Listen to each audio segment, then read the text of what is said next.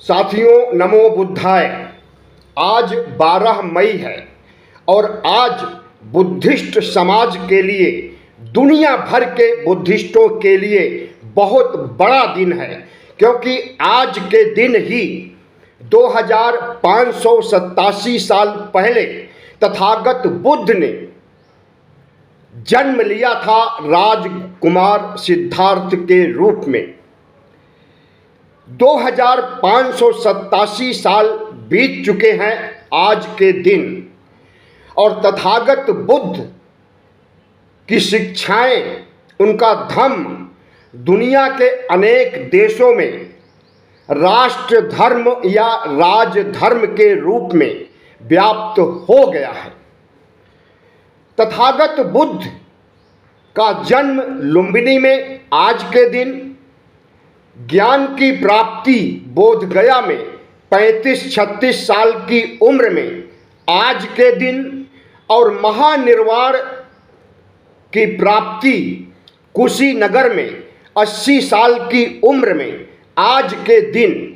तो ये तीनों तिथियां संयोगवश एक ही दिन यानी बुद्ध पूर्णिमा वैशाख के दिन संपन्न हुई थी।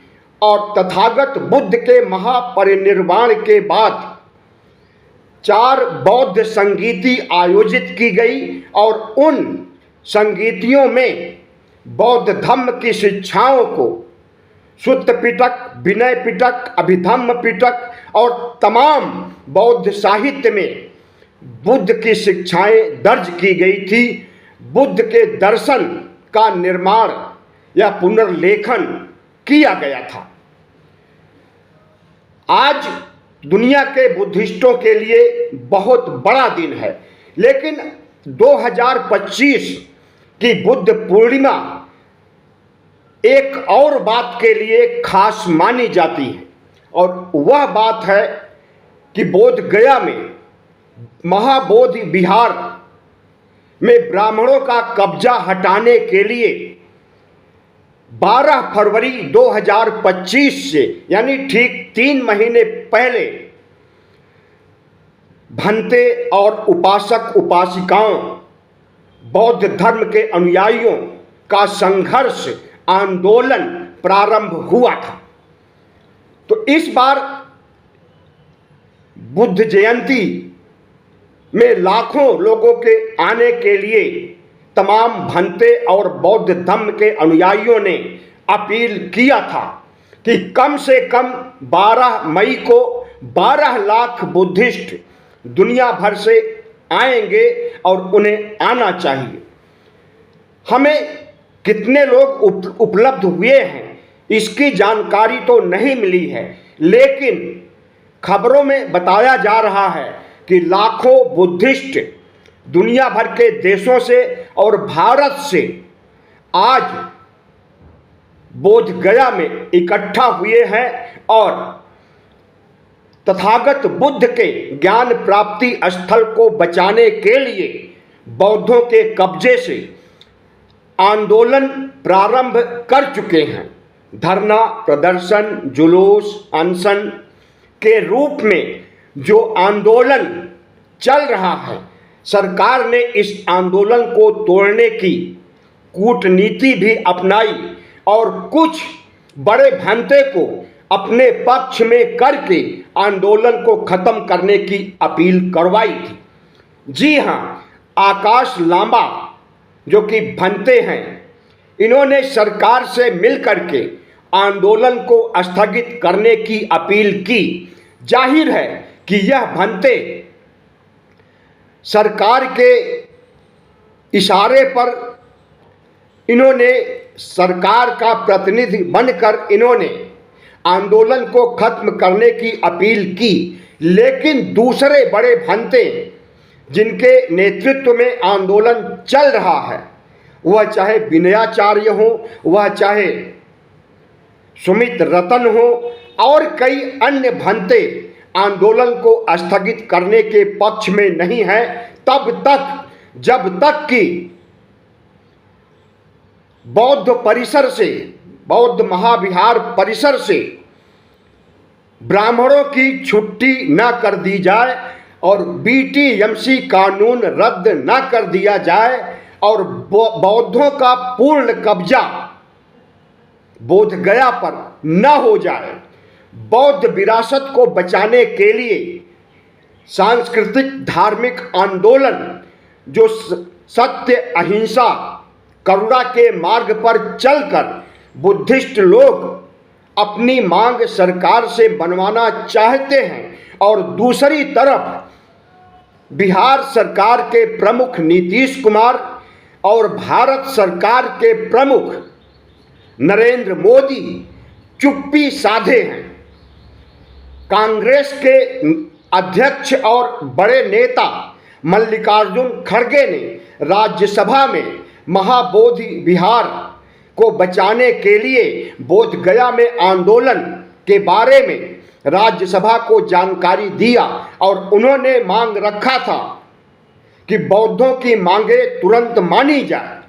उन्होंने राज्यसभा के उपसभापति जगदीप धनखड़ को पत्र भी लिखा, प्रधानमंत्री को भी पत्र लिखा, लेकिन हमें लगता है कि प्रधानमंत्री नरेंद्र मोदी राष्ट्रपति और उपराष्ट्रपति जैसे संवैधानिक पदों पर बैठे लोग इस आंदोलन की सुनवाई नहीं कर रहे हैं, क्योंकि हिंदुओं को हटाया जाना है।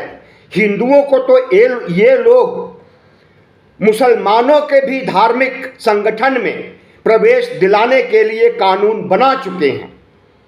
जिन जिन धर्मों में हिंदुओं का प्रवेश नहीं है, उन धर्मों में कानून बना करके हिंदुओं को पेश किया जा रहा, तो कैसे प्रधानमंत्री, राष्ट्रपति, उपराष्ट्रपति कैसे बौद्धों की बातें मान सकते हैं। लेकिन ध्यान रहे, बौद्ध आंदोलन सिर्फ भारत का नहीं है और दुनिया भर के करीब 100 देश बौद्ध धर्म को मानते हैं।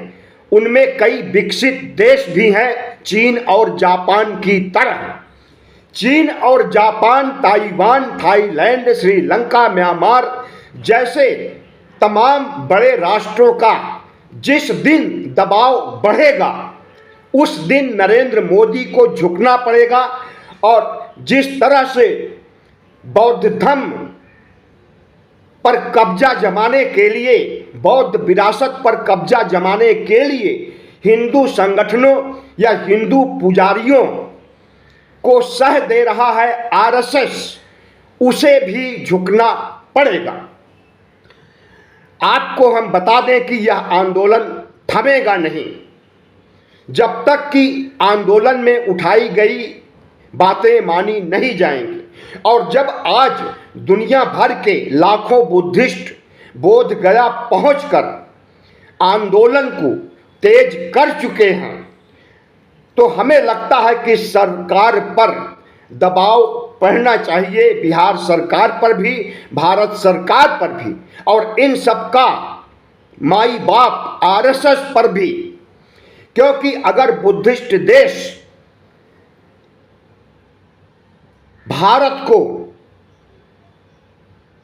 बौद्धों के साथ न्याय न होने पर लताड़ना चाहेंगे और लताड़ेंगे भी, और यह काम शुरू भी हो गया है। दबाव के बाद ही नरेंद्र मोदी झुकते हैं, वो चाहे किसान आंदोलन हो, वो चाहे ट्रंप की नीतियां हो, और भी ऐसे कई मसले हैं जिस पर दबाव पड़ने पर उन्हें झुकना पड़ा है, घुटनों के बल आना पड़ा है। तो हमें लगता है कि किसान आंदोलन की तरह अरसे तक आंदोलन को चला करके नरेंद्र मोदी, आरएसएस और नीतीश कुमार को घुटनों पर लाया जा सकता है। हमारी आपसे अपील है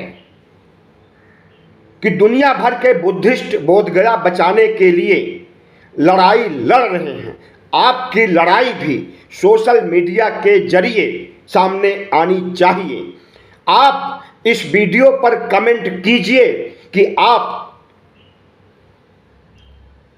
बौद्ध महाविहार को बचाने की लड़ाई में शामिल हैं या नहीं।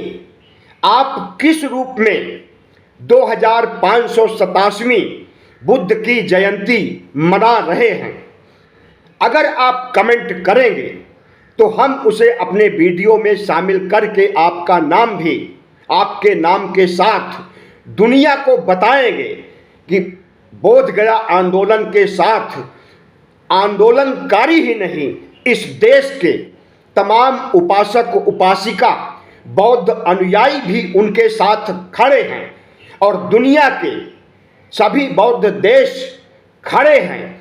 दुनिया की तमाम महाशक्तियां, जिसमें चीन और जापान का मैंने नाम लिया, ताइवान भी है, म्यांमार भी है, श्रीलंका भी, महाशक्ति तो नहीं है लेकिन एक मझोले देश जरूर हैं, श्रीलंका, म्यांमार, ताइवान वगैरह।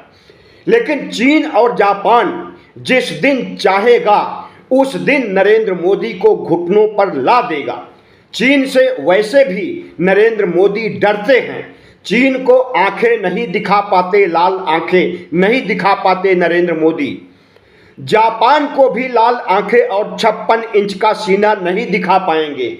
जिस दिन ये दोनों देश मजबूती के साथ बौद्ध आंदोलनकारियों के साथ खड़े हो जाएंगे और इनकी मांगे मानने के लिए दबाव डालेंगे, नरेंद्र मोदी को झुकना पड़ेगा, आरएसएस को झुकना पड़ेगा। तो साथियों, 12 मई को 12 लाख बुद्धिस्टों को आने की अपील की गई थी।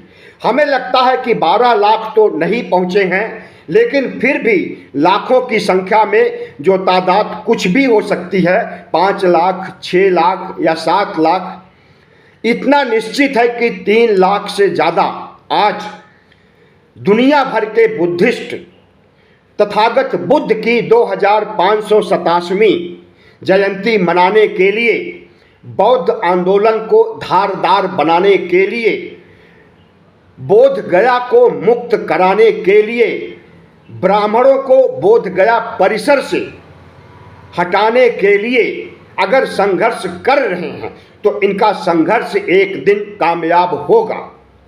धन्यवाद। वीडियो को लाइक करें, सब्सक्राइब करें चैनल को और इसे शेयर करके दूर दूर तक पहुंचाएं ताकि बोध गया आंदोलन को ताकत मिले। जय भीम, नमो बुद्धाय।